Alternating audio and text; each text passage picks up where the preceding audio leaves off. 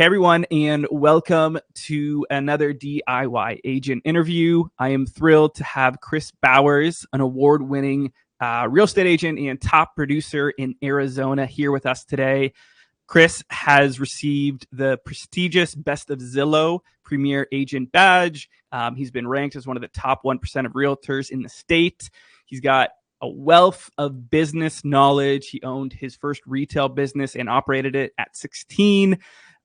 He owns, I think, 20 single family rental homes now. Yes. Which is amazing. You got 86% of your business coming from referrals, repeat customers. You also host and started a podcast, AgentXcel. Is that right? That's correct. AgentXcel. Awesome. Chris, pleasure having you here. Thanks for having me, man.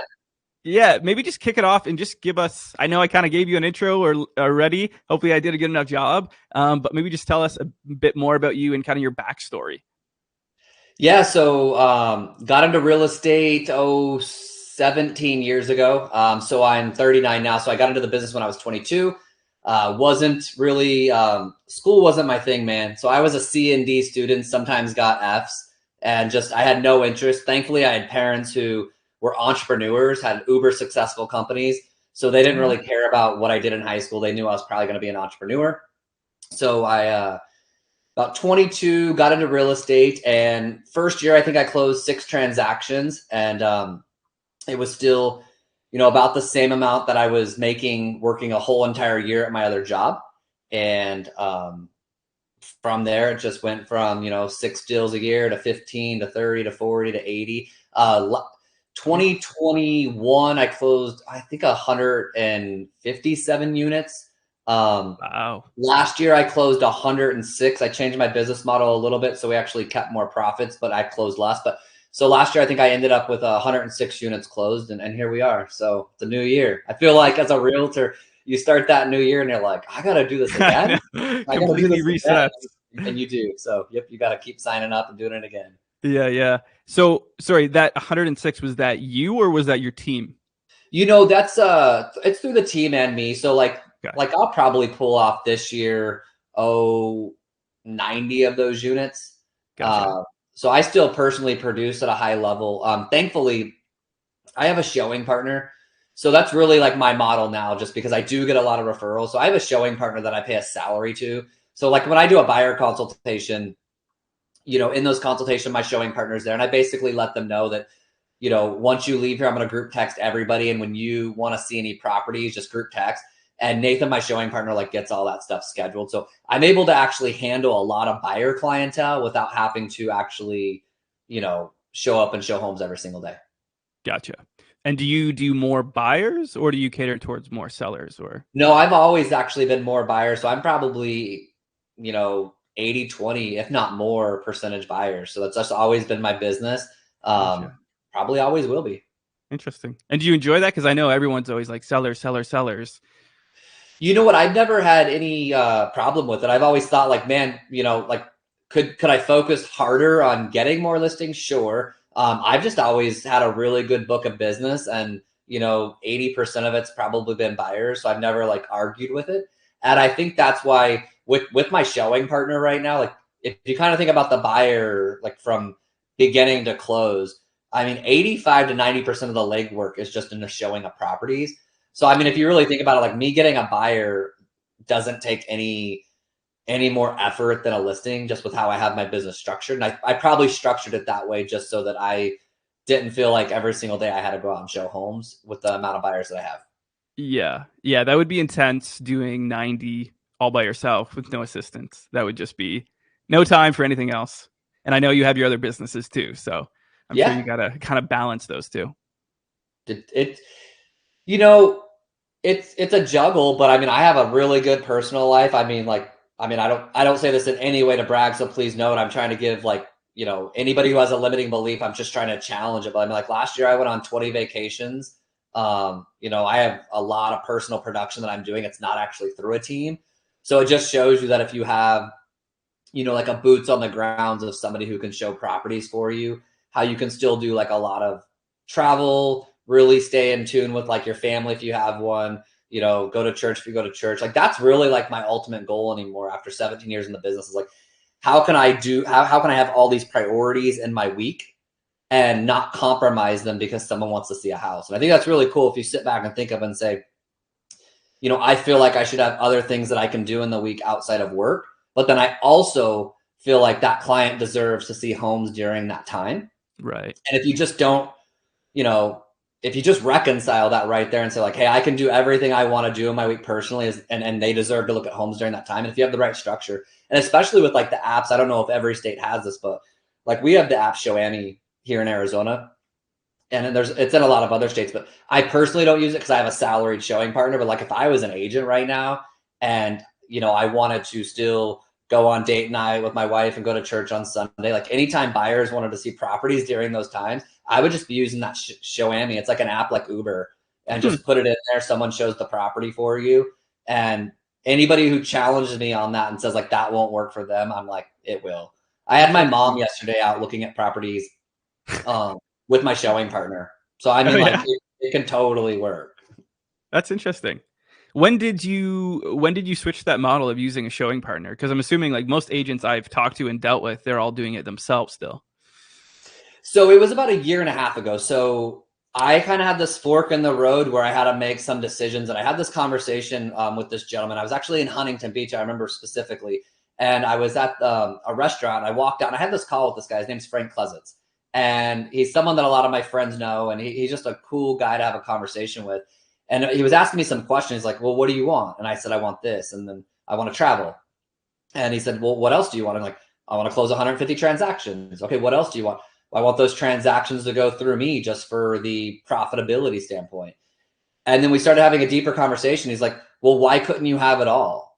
And I was like, well, what do you mean? I was always coming from this like limiting belief that I had to sacrifice one thing to get the other, until like he challenged me, like, if you just sit down on a piece of paper and write down like what you want. And I'm like, yeah, I want to close 100+ units myself. And I want to take 20 vacations a year. And I want to go to church on Sunday. And I want to do date night with my wife on Thursday night. And I want to, have a day off. And when you look at those two, you feel like you have to like compromise one for the other, because you're going to go like, usually you would say like, if I'm going to close 100+ transactions through myself, and then I have these things that I want to do every single week, you think like one has to sacrifice. And I'm like, no. So I just sat down on paper, like he told me, and just kind of like plotted it out. Like, what would this look like? And that led into, having somebody that I just paid salary that would show homes for me. And I realized like at the end of the day, I love traveling. And I realized that I also like, I don't have any problem working while I'm out of town. So the only challenge I had to overcome was actually having like boots on the ground to show homes. Gotcha. That's amazing. So that took a long, like a fairly decent time to realize that, right? Because you said that was. Yeah. So that was a year and a half ago. I've been selling real estate for 17 years now. So that was a year and a half ago. So 15 years in. But I did it different ways. I think it was from a profitability standpoint. Like I was more like, I was giving a lot of business away to like buyer's agents. So if we think of like the traditional teams and how people structure them, it's usually you get to like a certain level where you might be like, hey, like I want to like pass this buyer off to a buyer's agent on like a 50-50 split. My coach was challenging me at the time, because we're talking high level on a P&L, and he'd be like, hey, Bowers, like this is how much your cost of sell is to give away this many buyers on a 50-50 split. And like we looked at that column, I think it was like 700 G's the year we were talking about it. And I was like, okay, so he's like, that's 700 G's that you're giving away for buyer's agents to show your properties. What if for $32,000 a year, you could have an agent on salary, give them 10% at the closing through the title company? Could you keep 450 of that 700 on your end, but not take the work that you're trying to pass off? And I was willing to accept the challenge, and it's worked well. That's interesting. So do you have any team members now? Because I know you used to have those buyer agents, right? I do. So I still have 2 team members on my team, and they get, some like internet leads, which obviously your company provides, that service. So they still handle some of those leads and take those on. And then I also have leads that come into me through pay-per-click, and then just my natural referrals that I get. But yeah, I do have 2 team members on my team that get some leads. And then, but majority of the leads that come in like pay-per-click, those come directly to my office, and those go to my ISA that I now have. Gotcha. And is the plan to grow that team, or are you going to stick with this kind of lean model? This lean model, man, is like really cool. I mean, from a profitability standpoint, I think the thing I was always like wrestling with was, you know, we think that we have to like actually close more real estate to make more money. And when you realize like, and for someone closing like 5 or 6 deals or 25 deals, that's probably the case. Like you probably need to close more units to make more money. But when you're getting to a point where you're like breaking over 100 units, like your profitability could just be in like some of the minutia of like, how are we structuring the commission plans? Or like I brought on a showing partner, holding expenses like highly accountable. Like your profit could actually be in a lot of the expenses if you just restructure and you're willing to like talk to somebody about it. I feel like, because one of the biggest complaints that I hear too is from like these big teams is like babysitting or trying to get them to convert these leads that you're spending them on. And with your kind of model, you don't really have to deal with that as much. You really don't. So like when I first started the model, like the lead still came to me, and then I was just like, okay, I'm going to be, the converter, because I can be responsible to myself. I'm going to be the converter and pass it off to my showing partner, basically. Then I realized just with my natural schedule that I wasn't consistent keeping up with like the internet leads per se. And so that's where, I talked to some people, that are much smarter than me in real estate and ask them like, well, what should I do? And they're like, you probably need to get the ISA. And even though it's a super hard role to probably hire for, I did pretty well out the gate, thank God. And so my ISA is the one who, when the lead comes through the door, she's the one for 4 hours a day she gets paid hourly. And for 4 hours a day, she calls those leads. That's her job. And then she passes the she sets up buyer consultations for me. And then when I have the buyer consultation via Zoom, I then pass it over to my showing partner. Is kind of how our little assembly line works. Is that ISA, is that someone local? It is, yeah. So she actually lives in Arizona where I'm at. Gotcha. Very cool. I do want to. So one thing too is a huge portion of your business is through referrals and repeat buyers. What do you attribute that to? Like, what are there specific things that you are doing to have such a high percentage of your business coming from there? Yeah, I've always been super intentional on that. So like, I didn't start actually even doing pay-per-click until about 3.5 years ago, Yeah, maybe I was 4. gonna I say. think about 3.5 years ago. You would know better than me, but Yeah. it was because I'd gotten to a point where I was doing about 60, 70 referrals a year. And when I was looking at like, how do I scale the company to close more? I realized like, your referrals will only naturally grow as they grow. I mean, when I'm doing real estate for another 10 years, will I get 100 referrals, like 100 deals that close referral? I'm sure, just by the nature of organically growing my network and doing good service.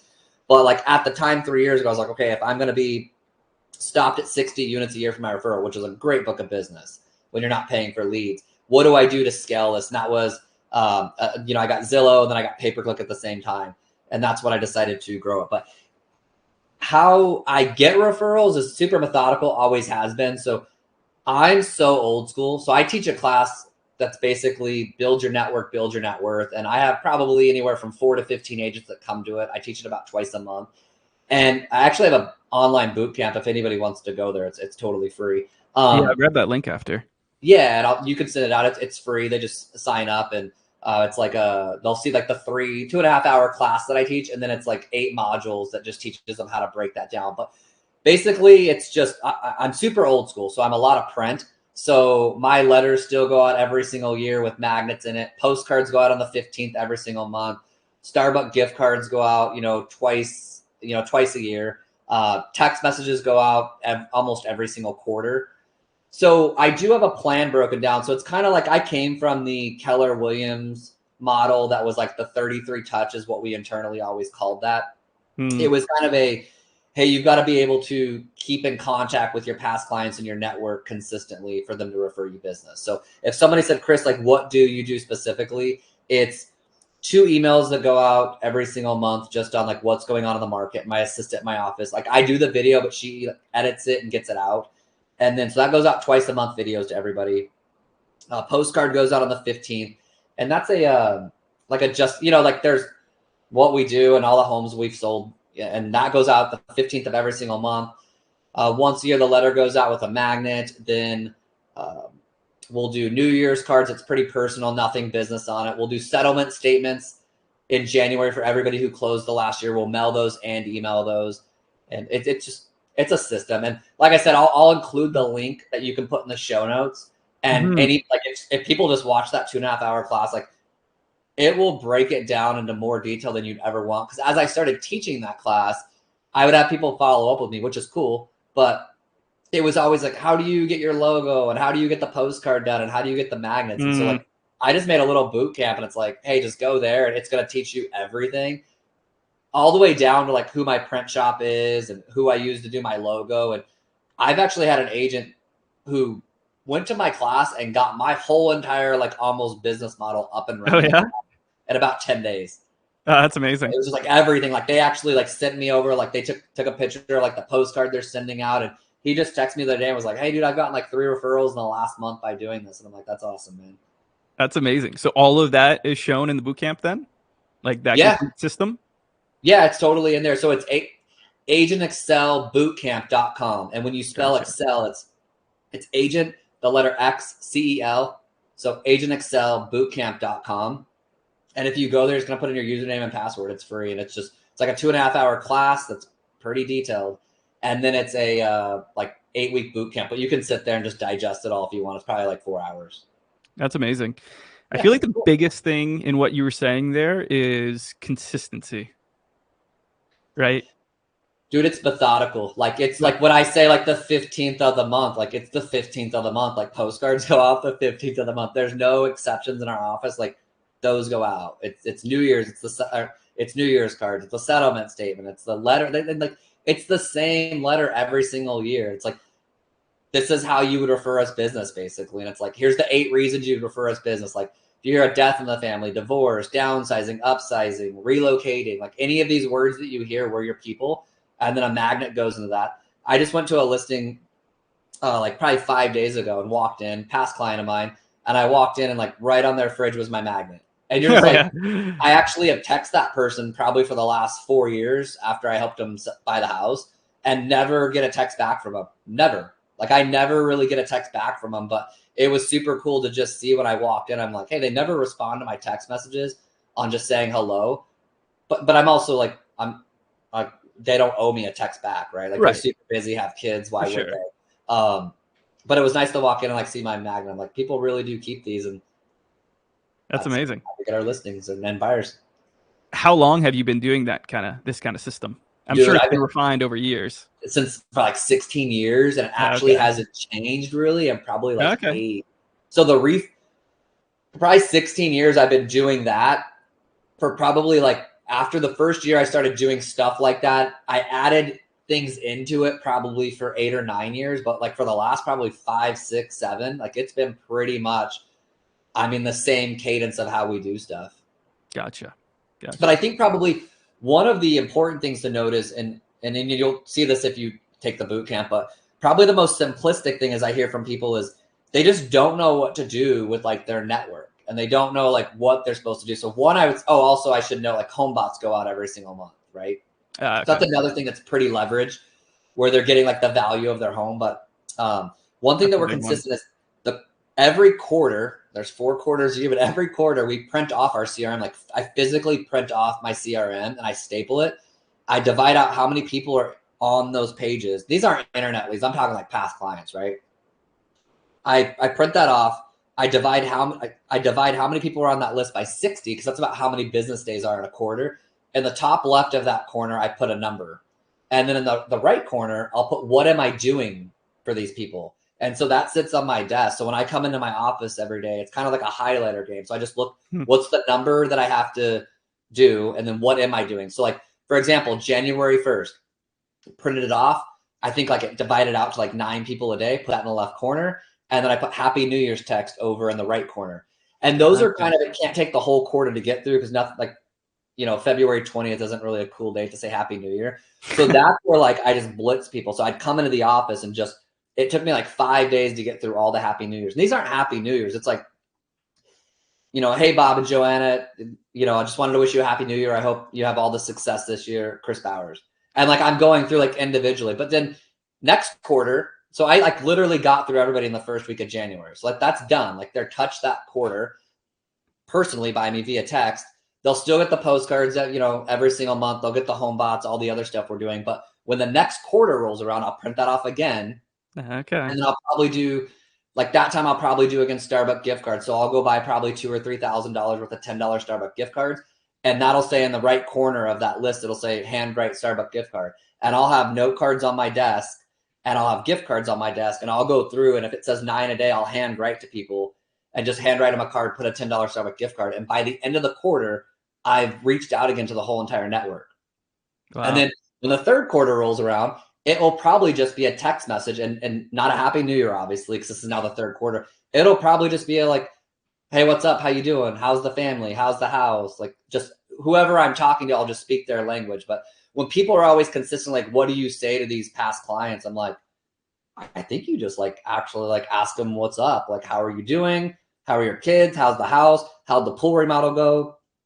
You're just like naturally carrying on a conversation. If you just do it in your iPhone, you usually can just look back and you kind of see the conversations you've been having, and you just keep carrying it on. That's amazing. You're doing these all? Like you're sending them all out? You're just punching it in your phone? Yeah. So that's where I keep that stuff like super simplistic. Like these people all know my cell phone. So yeah, and I've had people that are like, hey, like, wouldn't it be easier if you use like a texting system and this and that? Like, I just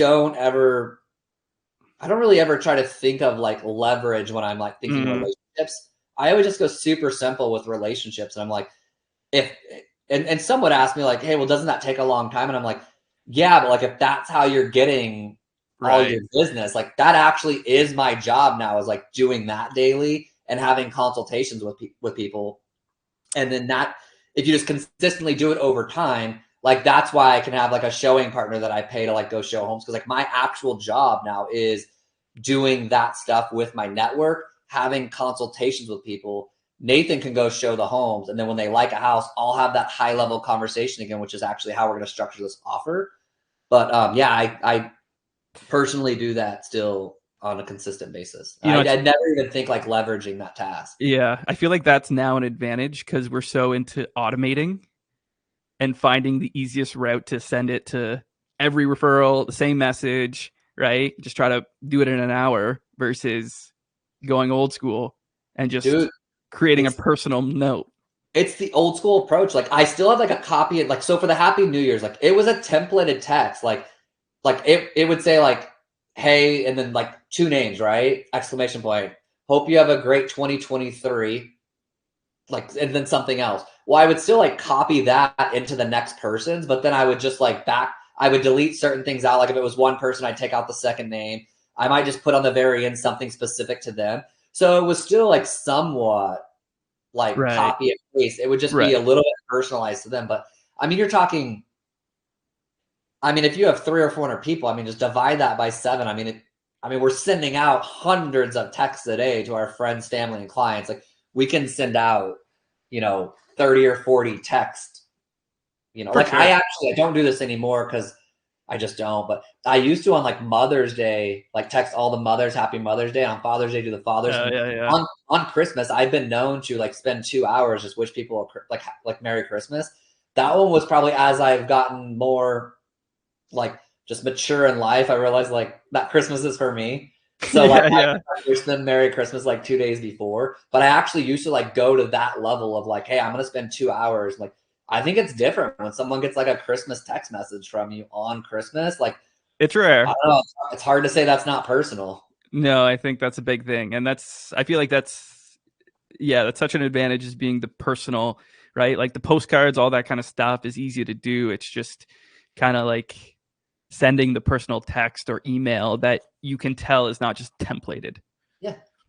Yeah. It's not templated because like I'll still, like I said, like whatever like, I know all their lives just because we communicate. So like I'll put something personal there specifically, like, how's your mom doing? And like, is your sister feeling bad? Like I'm actually genuinely like, these are my friends. I care about them. And that's where I think some can think that I feel like when you're sending out that many texts a day, like I've had realtors like ask me these questions, like, doesn't that seem like it's like not genuine? And I'm like, I don't come from that approach because, like, one, just because I text 20 people that day, they're like one's at work, one's at home, one's on vacation. Like, we feel like just because we text 40 people, it feels like you text like the same person 40 times. That's what you're trying to like feel like. But like everybody just got a text. And I've got clients that are out of state that have investment properties here. I'm texting. And like I said, someone's at work, someone's watching their kid, and they just get these texts that I think just are like, hey, like Bowers just text me. I'm going to follow back up with them. Like Right. they're not in their head like we are in our head thinking like, oh, I wonder if they know like we're texting 40 people today. And then next, like kudos to the person who has like a lot of friends and a lot of clients, and that's their problem, right? Like if you genuinely look at these people, like I love my clients, like I love my clients. And so like just because I have a lot of people that I love doesn't mean I can't be systematic about when their birthday is and me saying hello to them. I think that's actually should be applauded more, that someone can know a ton of people and still like genuinely like know what's going on in their life and communicate with them. Yeah. Just because it's 40 texts a day or whatever it is, like I just look at it like, hey, these are all this is my tribe, these are my people. Like I want to say hello. Yeah, totally. I don't, and it's not so much the number. I think it also kind of like what you mentioned too. It's like, what are your, like, how are you approaching it and what are your motives too, right? If you're just trying to close a deal as quickly as possible instead of trying to build a relationship, I think people see right through that. Like, I know people will send me stuff too because I'm friends with a lot of Facebook people, or a lot of realtors, sorry. And I get, like, it was my birthday on Monday, so I got a lot of messages and stuff. And some people sent me videos too, which is cool. But like some people would send like really templated stuff. They'd have like their logo in it, and I was like, I thought that was kind of cheesy. Yeah, no, I mean that's a challenge. That's why I'm very much like, if email's going to someone, like it better be knowledge based to me. Like emails that go to my clients, like I want them to be informative. I'm cool with that.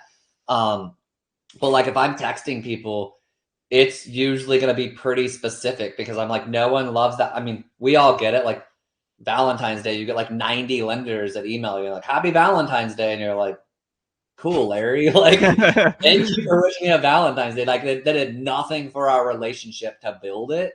It Right. almost, I mean, it's not detrimental, but I'm like, it's definitely not helpful. I will never be the one to send out like a templated anything Yeah. outside of like, my marketing stuff that goes in their mailbox. Sure. But like, Yeah, if it's that's physically different. for me, it's not templated. Yeah, yeah. I think that stuff's totally different. But I had another guy. So I had a couple people send me videos. The one guy totally templated, didn't say my name, just said like, "Hey, I'm Bob from EX." Not it actually wasn't EXP. It was from something other company. And then another guy, not branded whatsoever. He's just like in his car. He's like, "Hey, Phil, I just wanted to wish you a quick happy birthday." And I was like, "That's so much cooler to me. That's so much more authentic." Yeah. Like when I did, like I text people happy birthday all the time. Like that's just my go-to. Like I don't even on Facebook do it because it's just lost and thousands of people doing it. So mine will always be a text to people if I was going to send them. And I don't do this anymore, but I'd have to say like if I went back 6 years, 7 years, I did birthday cards. Like I know that sounds old school, but like my approach still to this day, like if people ask me like I still teach classes on what I do and it's very old school. It's a lot of print. It's a lot of just manually texting and it's worked for me and I'm not probably going to change it. So I just take like new school approaches like pay per click. I mean, it's not new school. It's been around forever, but like I take other things and say like, hey, I'm going to do that to get more leads. And then when I close that transaction, I look at it like a funnel. Like I have like this past client database that just spits me out referrals, right? And then I look at like, how do I get new leads in every day? And that's where you come into play. Like a lot of leads come in a day from your company. And then I'm going to close those transactions. And after I close them and they see like I offer really good service, then they kind of go into the past client system. And then it's Right. all this stuff that I'm talking about.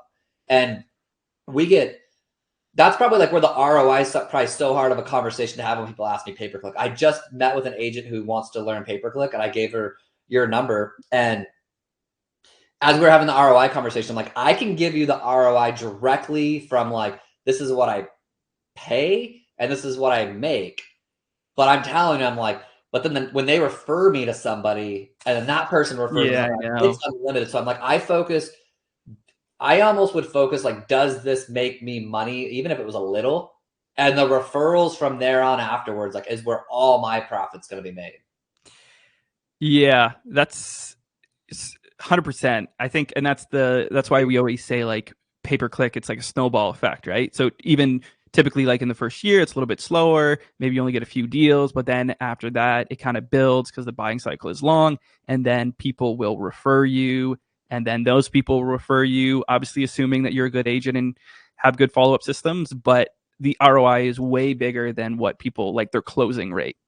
Dude, it's crazy. Like, and I think if we look at it like any other business, like I think like if I was watching Shark Tank, right? Like that's how I kind of look at things. And I look at like when I'm paying for like a customer acquisition cost, like when Right. I look at it like, hey, this is what it costs to acquire that customer.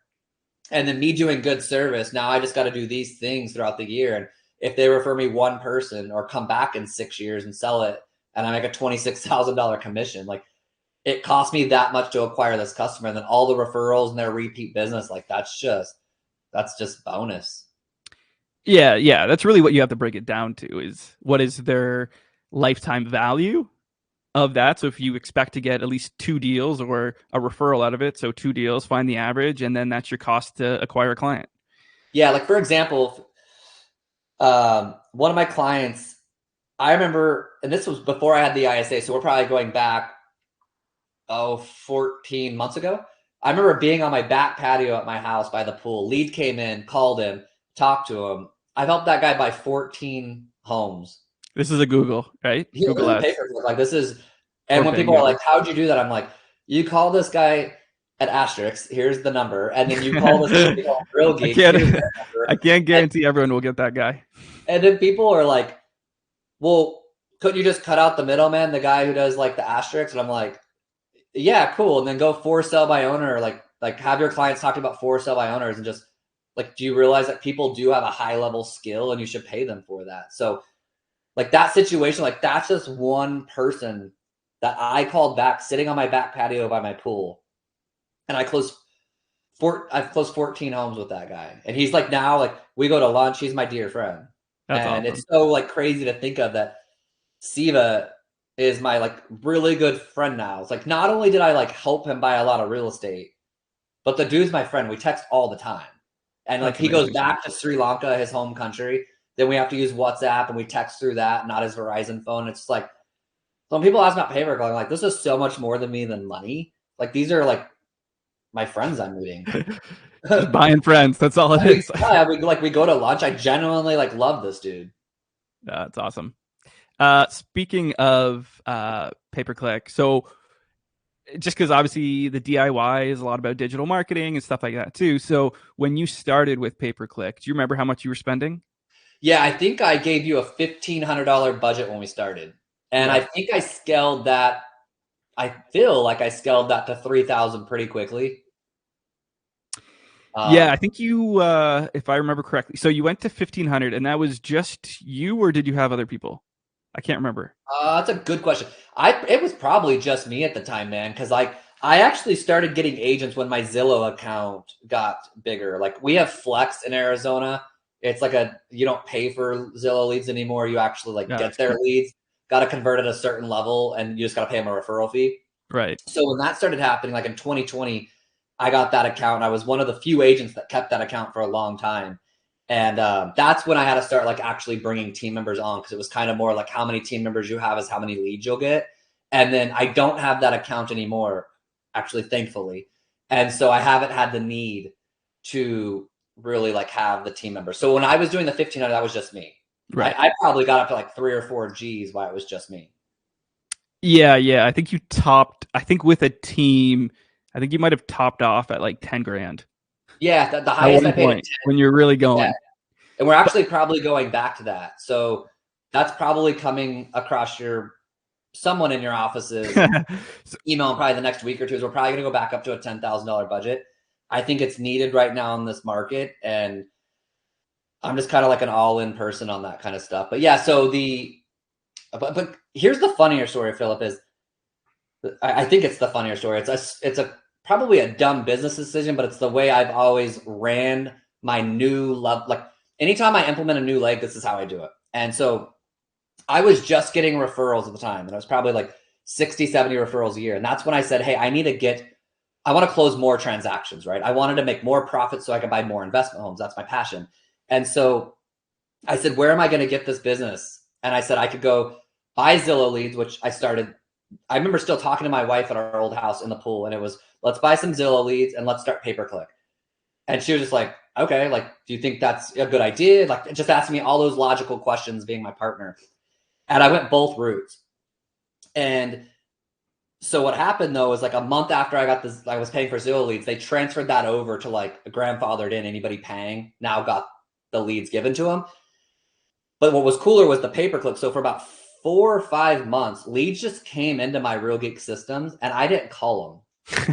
I know I've told this to you before, but oh yeah, I was kind of testing out, and I make a really good living off my referrals. So I was kind of looking at this like, like I'm going to test this out. Like, what would this cost? Like, what is the ROI if you like physically never speak to these people? Like, if you just bought leads and they came into the system and the auto emails got sent out and maybe one auto text message, could you actually make an ROI? And I found out that yes, you can. Not a great one, but you can make an ROI. I was like, and if you could make an ROI off the initial one without ever calling anybody, then once you close them and then they refer you to somebody, you actually would make your profit then. Because I'd always have these conversations like in the Real Geeks I know, I remember this. I'm not part of it anymore, but I was always asking people like, are you equating like your dollar per hour with the follow-up? Because people have this like buy until they die philosophy, and I'm like, sign me out of that. Like, right. I don't want nothing to do with this buy until they die philosophy. So I would always say like, if you're spending 3 or 4 hours a day to generate a deal, like you've got to factor that into like your cost of a lead because your time is worth money.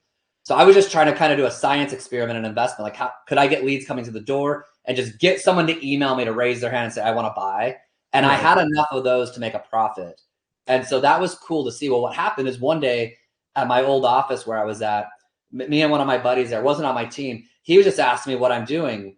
And I was like, oh, I'm kind of doing this and this. And he's like, what are you doing with those internet leads? And I'm like, they just sit in that cute CRM right there and that nothing happens. He's like, are you closing daily deals? Property alerts. Yeah. And I'm like, I'm selling homes with it. And he's like, do you call him? I'm like, no. And then he knew me. So he's like, Bowers, you're not calling him? I'm like, no. And he's like, well, why don't I call him? And then I'll just give you 50-50 splits. I knew this guy. I trust him so much. And so I knew there was never a question of his integrity. So I was like, I don't even need to be on a team with him or anything. I was like, dude, here's my login. If you close any of those, we're on a 50-50 split.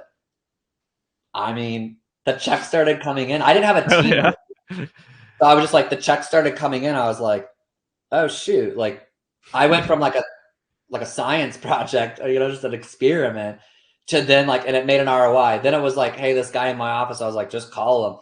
When he started closing deals on him, that's when I was like, all right, he's closing many more than I was. So that's where I'm going to say like, not the best business move on how I approached it, but it's still like for how my framework works, it worked. Then I realized like, okay, I'm getting an ROI on it. Then I passed it off. I leveraged it like my natural skill is to get it to somebody. Then he started closing deals from it. That's when I realized like, oh shoot. And that's when I got referred to an agent, brought him on my team. And then in like 1 year, he did, I think like 29 deals, and he was like not doing any. He did like 29 deals. And I think probably like 16 of those were pay-per-click. And I think his average price point on pay-per-click was $750. Like he was really good. And I had actually told him like, you have to be cherry picking these for your average price point to be 700. Cause I know we get a lot of leads in other areas, but then I actually looked at him. I was like, I don't care if you're cherry picking them. Like if that's what you've got to do this, do it. Like I don't look at business the same way as other people.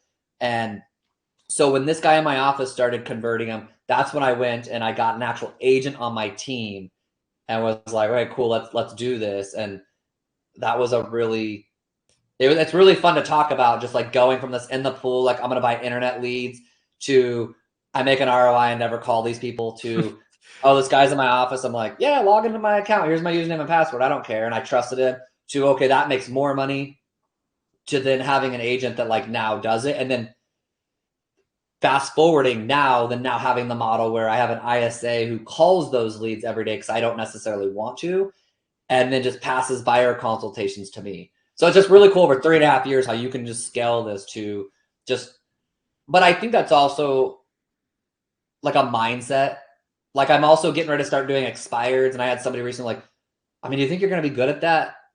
And I don't say this arrogantly, I just know like when I put myself to a task, it's just gonna work. And I don't know if Right. it's like I'm just going to make it work at all cost, but I'm just like it's gonna work. And I think I went into the pay per click with the same perspective of this just has to work because I knew I wanted to buy more rental properties. So and I'm not the one that's like, hey, I want to buy this many rental properties in the next 10 years. I'm very much like, boom, how do we compound time? Like, I want this goal in the next 16 months. And if this is going to take someone 10 years, what would those actions be? And could I just compress them? And when I compress them, it looks like too much. But when it's too much, that just means there needs to be more people involved. And Right. it had to work. So, but I had such high goals of like what I wanted to do with investing that it had to.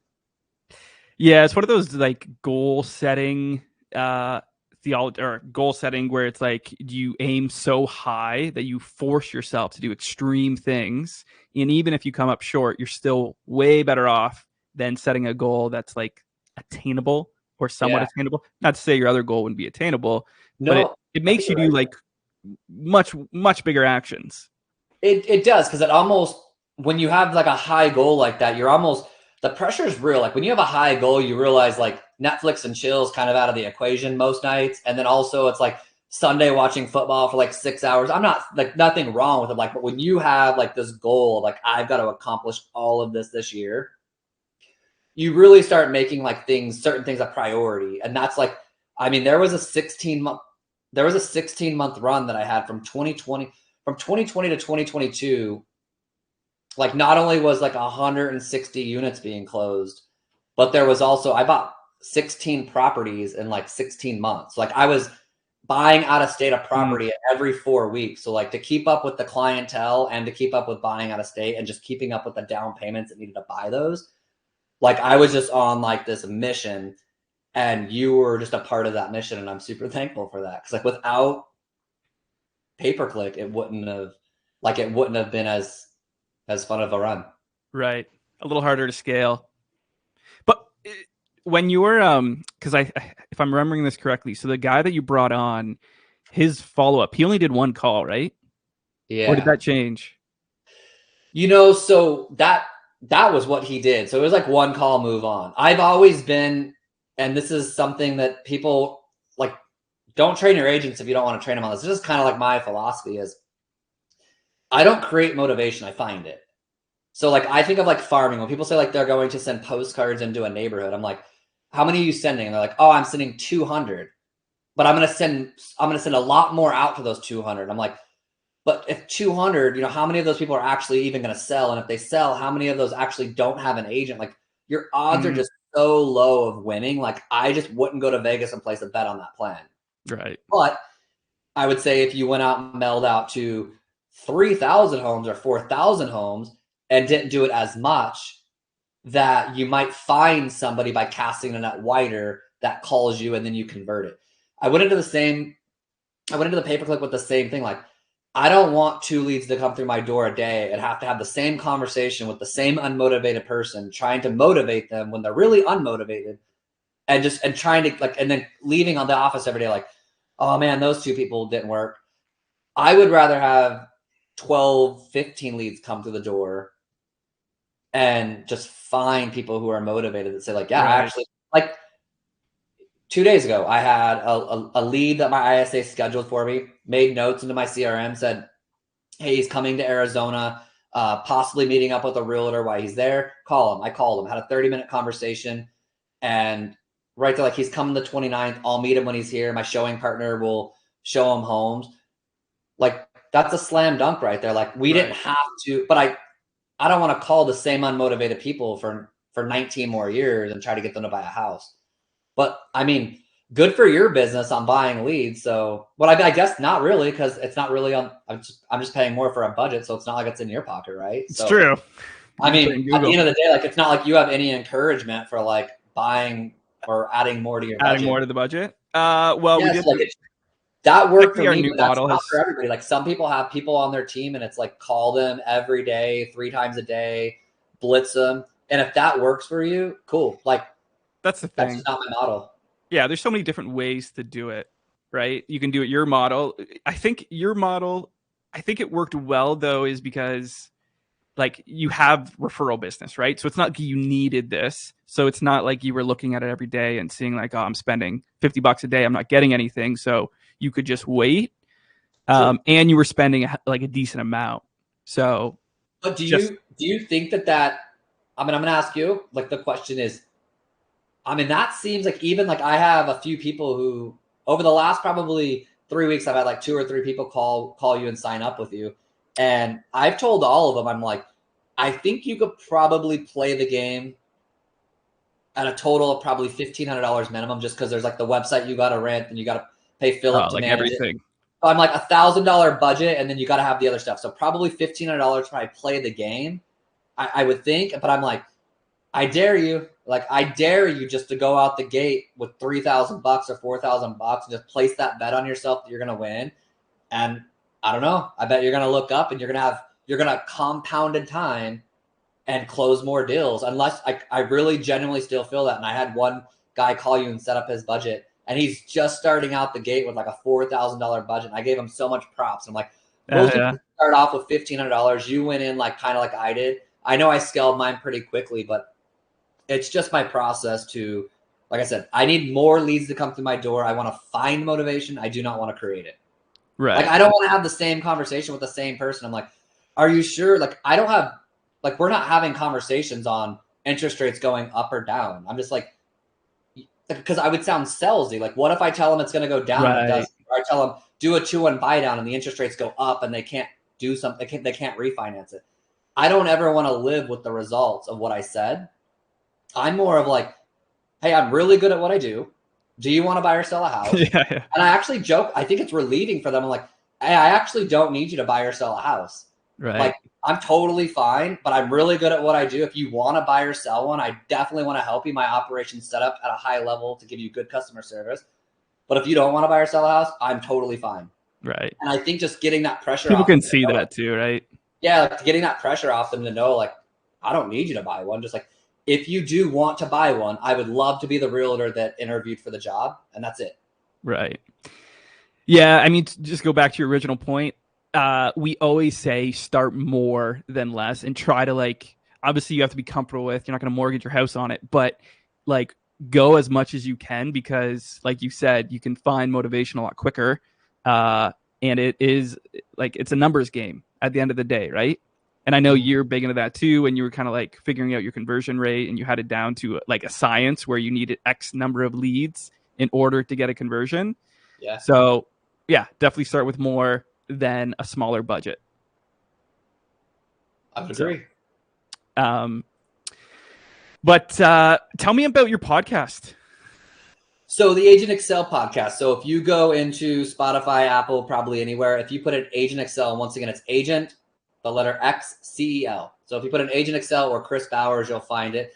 That one's fun. I interview agents and just ask them how they're building their business. That's fun. I actually kind of cherry pick people that I'm trying to learn from. So like, I'm having this guy on here. That's I think next week, like really good at YouTube. And I'm doing sometimes just selfishly, because I'm like, I would talk to this person anyways, trying to help build my company. So why not we just record it?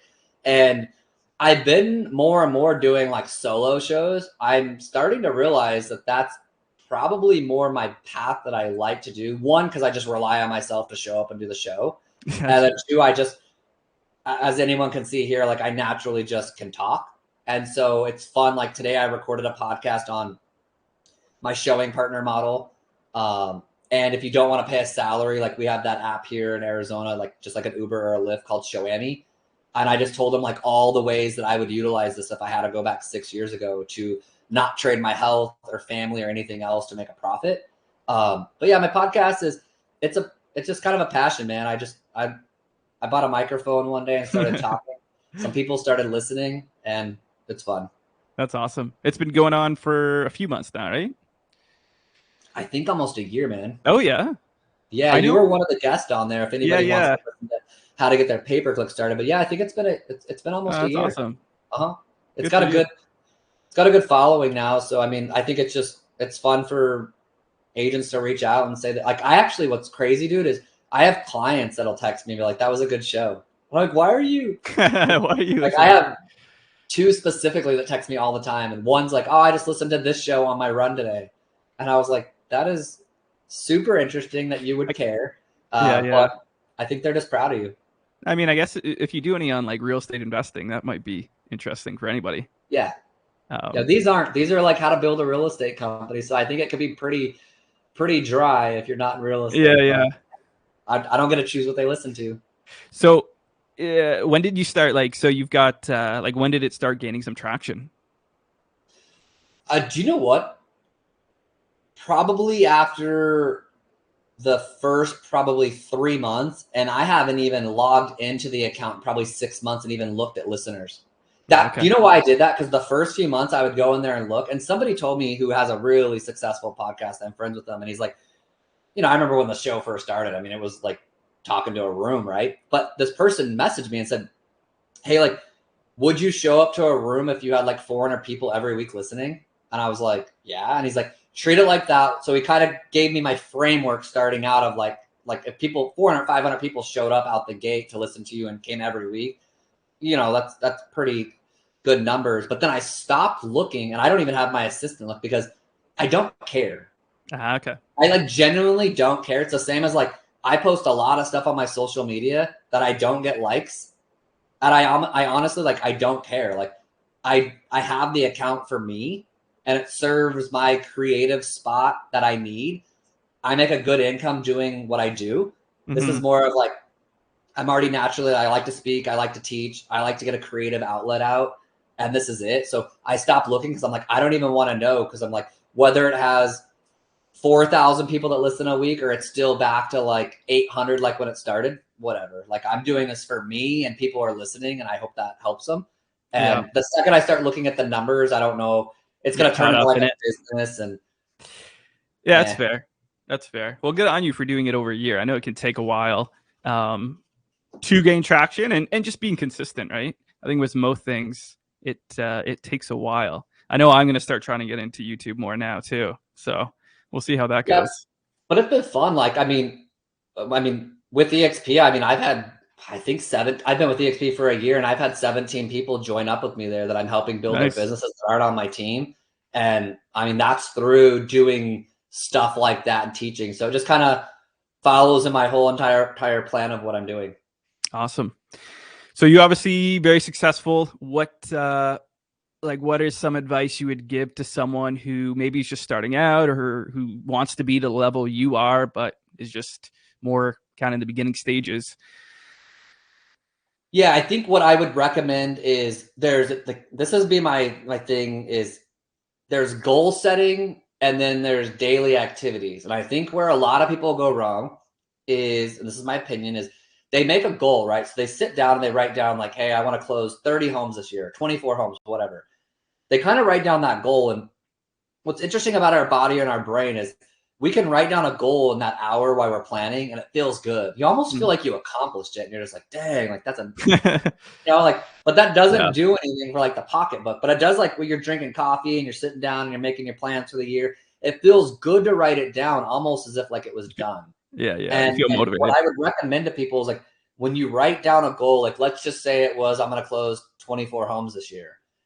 I think it's like instead of goal setting, like write that down, but then go the next layer of that and say like what would I have to do on a weekly basis or a daily basis, and then start putting that in your calendar and be like, if it's open houses, and like already start plotting those out, even if you don't know the houses yet, just like go put 52 open houses on the days that you can around your kid's schedule, your life schedule and your vacation schedules. Get them in the calendar so and just put the houses in when they get there.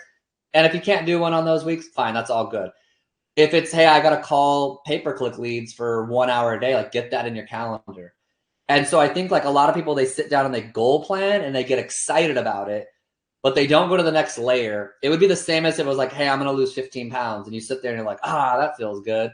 But then you're like, okay, like this is what I'm going to have to eat tomorrow. And then if I eat that tomorrow, I'm probably going to consistently have to always eat like that. And I'm going to have to go to the gym. So, I'm going to put that in from 6 to 7 because that's when I can go. But like, that's where people will be like, oh, I'm not going to do that. And I'm like, and Mm. that's probably where you went wrong is if you can't even sit down and methodically put it in the calendar. Like that's the easy part, is having the goal and then just putting it in the calendar.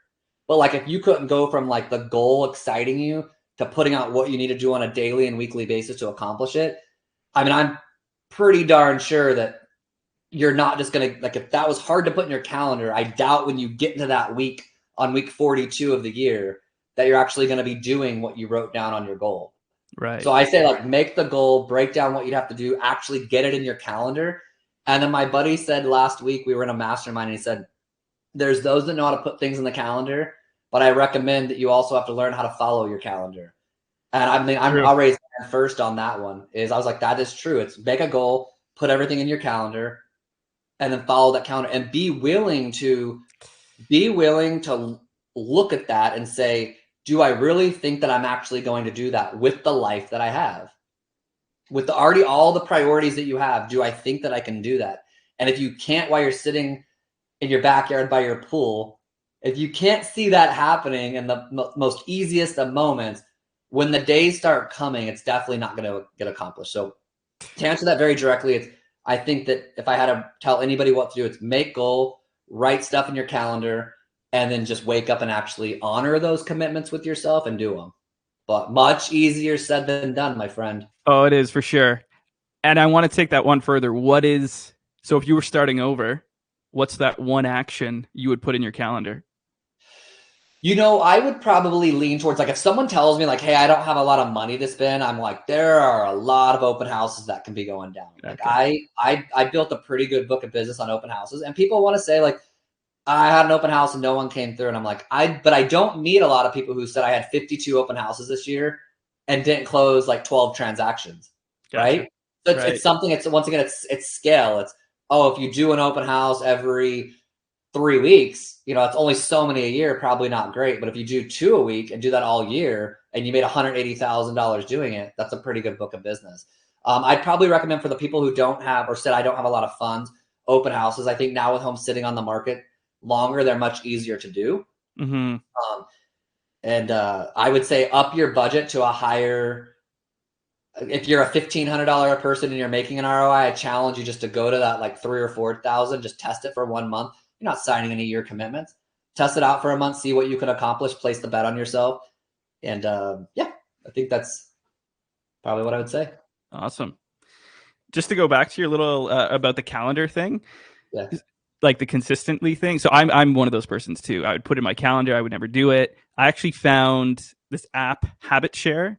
I don't know if you've heard of it before, but it's kind of it's similar. If you're going to do things consistently, but it tracks your progress, super easy to do. But then it really helps build momentum because you can see it like every day. It records your progress. It's free to use, but a really good app. Yeah, so I use streaks, man. So like you can see right here, if you can see my screen. So I've got like, these are the priorities. Like I got a lot of things to do in the day, but like these are the ones where I'm like, if I just do these consistently, my life is sure better. It's read my Bible, work out, journal and review goals, eat clean, new money, and my night routine. And so like, for example, I'm 17 days in a row going to the gym, right? So it keeps track of your streaks on how consistent you are, but then you push the button and it tells you how many times you actually did it that month. Okay. And like, it's really like if you just said like, hey, like if I did those 90% of the year, I just think like at the end of 2023, my life would be better. And I know like genuinely, if I go to the gym, like, 80, 90% of the year, I just know I'm probably going to wake up at the end of 2023 and say like, I'm just like, I'm in better health. So I don't look at things in like perfection. It's just, did I do this stuff probably 80 to 90% of the year? And let those days go. Like I got to a point where I'm like, I wasn't, it's a consistency thing, right? But I'd mess up one day and think like, oh, burn the bridge, never doing this again. And I just had to let that go. And I'm like, hey, life happened. You're good. Like, get back on the train. Go tomorrow. Your streak's over, which really you're trying to win, but just get back to it. That's exactly the same mentality I had. It's like all or nothing. If I couldn't go to the gym every day, I didn't want to go at all. Me too. I'm like, missed the gym today, never going to the gym the rest of my life. But I'm like, where does this come from? That's a stupid statement. I know. I had someone challenge me with that, and I've been way different.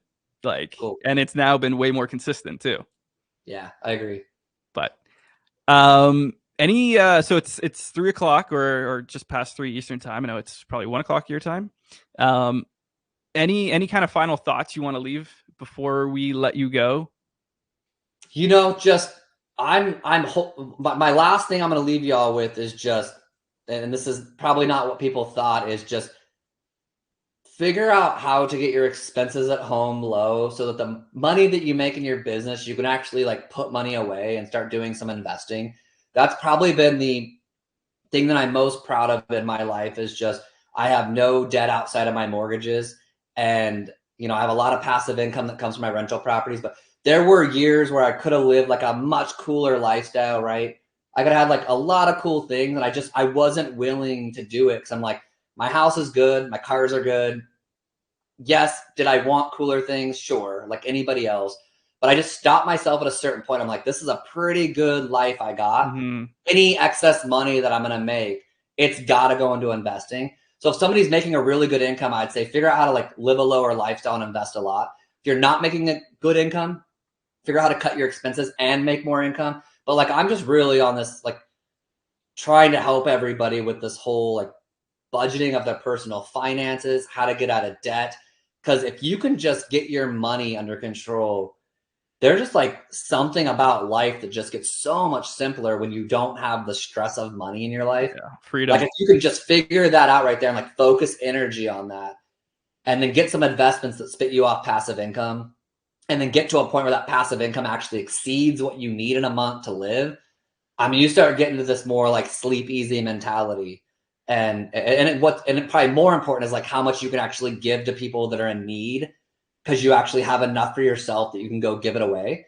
And so that's what I would leave people with, is just truly like get some type of like, you need a budget app like ynab.com or something like that, where you and your spouse get on the same page with money and just try to figure out how to make a game out of it, gamify it, figure out how to actually make more money than you spend and go invest it into whatever avenue you want. But I think more realtors need to be looking at like what's their retirement plan, and that to me is it. Yeah, that's a big one for anyone, to be honest. But not a fun conversation, man. When you start talking about budgets, people are just I know. I ain't doing that. And I'm like, that's all good. It's your life. That's just what I would recommend people. That's what I would like to leave people with, is let's figure out our finances better. Like credit card debt's cool. Amazing. Well, Chris, I'm going to, in the recording, I'm going to post the link to that boot camp. I'll get you to send me that, as well as your podcast. Okay. Yeah, thank you so much for being on here. Really appreciate it. And I'll also drop, if anyone wants to reach out to you, can I drop an email or your website or something like that? Yeah, you can just drop my email. That's probably the best way to get a hold of me. Perfect. Awesome. Thank you so much, Chris. Right on, man. Have a good day. Talk to you later.